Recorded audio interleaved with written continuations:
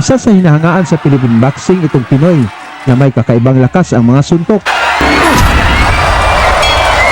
na nagmula sa mga matatapang na lahi sa Mindanao ng Lupis Haina sa Misamis Occidental. Ito ay ang binansagang Dilobyo na si Rey Migrino, isang orthodox boxer na may 5'6" ang tangkad kung saan napahanga dito ang mga Hong Kong fans dahil sa kanyang impresibong mga knockout na panalo. Unang sumikat sa Hong Kong itong si Migrino mga tol nang pinabagsak nito ang Thai champion na si Ikarpit Kanyaprom sa loob lang ng 2 round sa laban na naganap sa Hong Kong Convention Center. Sa laban na ito ay talagang pinahanga ni Migrino ang mga Hong Kong fans.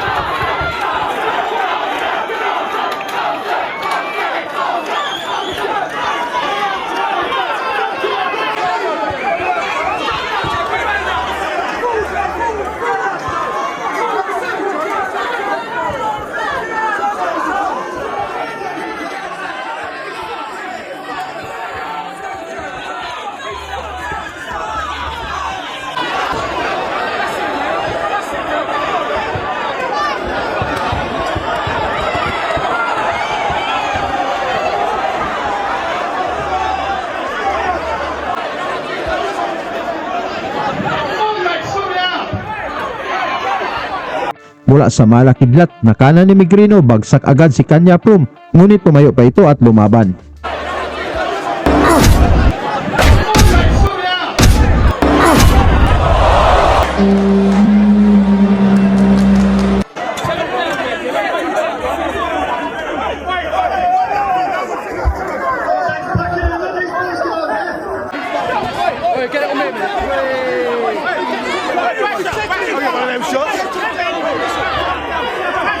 Mula sa solidong pinakawalan ni Migrino mga tol, bagsak ulit ang Thai boxer na parang hinampas ng maso kung saan diretso ito sa pagtulog.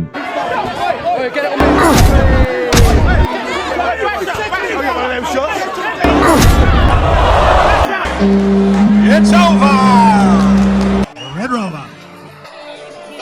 Dahil nagustuhan ng mga fans sa Hong Kong itong performance ni Migrino, muli nila itong inimbitahan sa Hong Kong. Ngunit sa pagkakataong ito, itinapat nila kay Migrino ang binansagang Mike Tyson ng Indonesia dahil sa lakas ng mga suntok nito.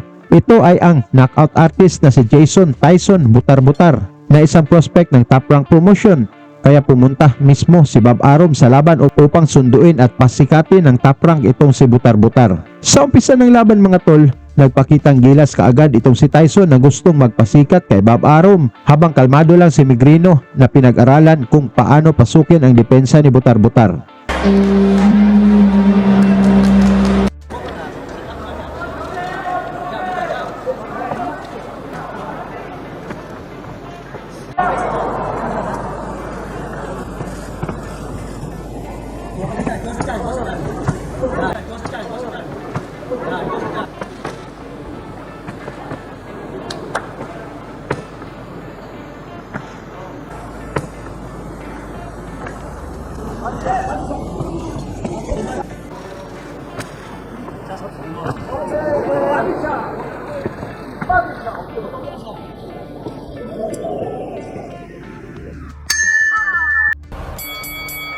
Sa ikalawang round mga tol, mainit na ang palitan ng mga kombinasyon ng dalawang fighters na kung saan tuwang-tuwa naman si Bob Arum sa pinakita ng kanyang bata.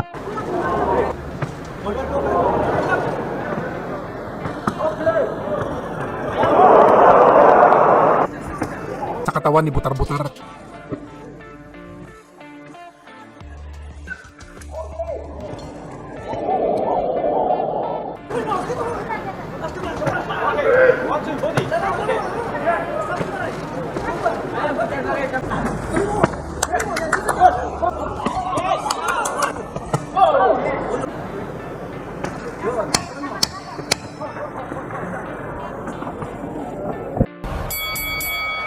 sa round 3 mga tol, mabibigat na suntok pa rin ang pinakawalan ng dalawang boxers na gustong makakuha ng impresibong panalo.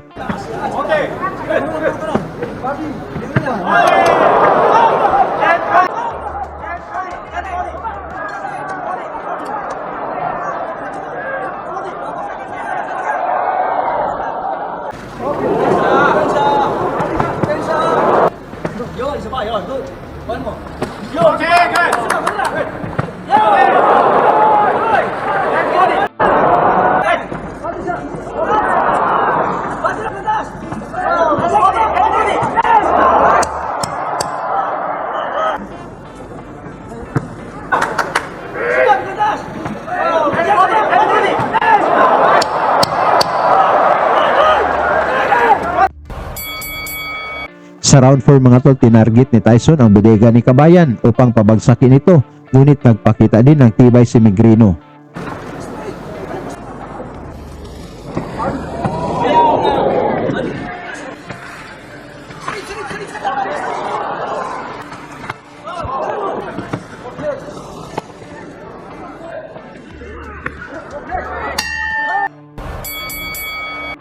Sa ikalimang round mga tol, mas lalong naging agresibo na itong si Tyson. Akala nito na nanghihina na ang Pinoy Dilobyo, ngunit humahanap lang pala ito ng magandang timing.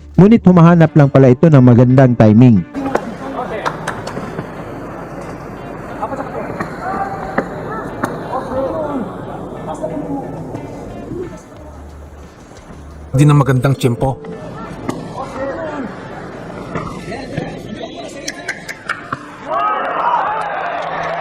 Mula sa mabilis na pinakawalan ni Migrino mga tol, bumagsak si Tyson.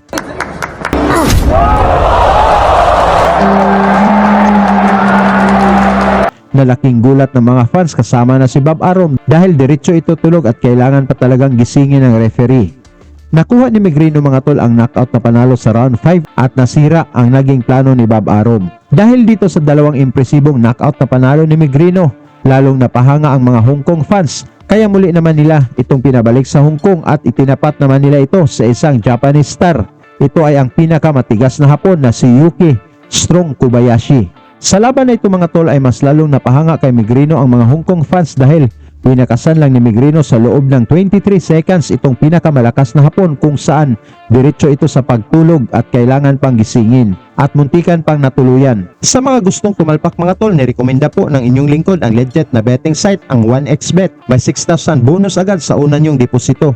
Nasa Pilipinas ka man o sa ibang bansa, napakadali lang mag-register. I-click nyo na lang ang link na nasa description at nakapin sa comment section. Gamitin nyo lang ang promo code na LPUNCH upang ma-avail nyo ang 6,000 bonus sa una nyong deposito. Dito pwede kang tumaya sa paborito mong sports gaya ng boxing, PBA, NBA, MPBL at marami pang sports. Dito sa 1xBet mga tol, may 6,000 bonus ka na, napakadali pang mag-withdraw. Pwede mong gamitin ang Gcash, Paymaya, Crypto at dapat maging responsable lang po tayo sa pagbet.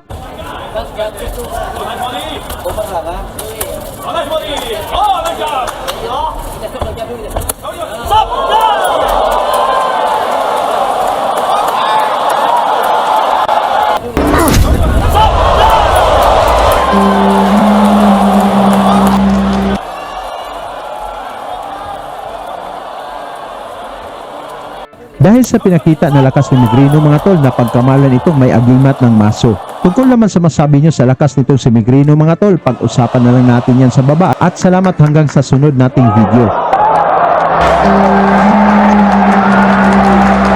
Lagi niyong sundan, huwag magpapahuli.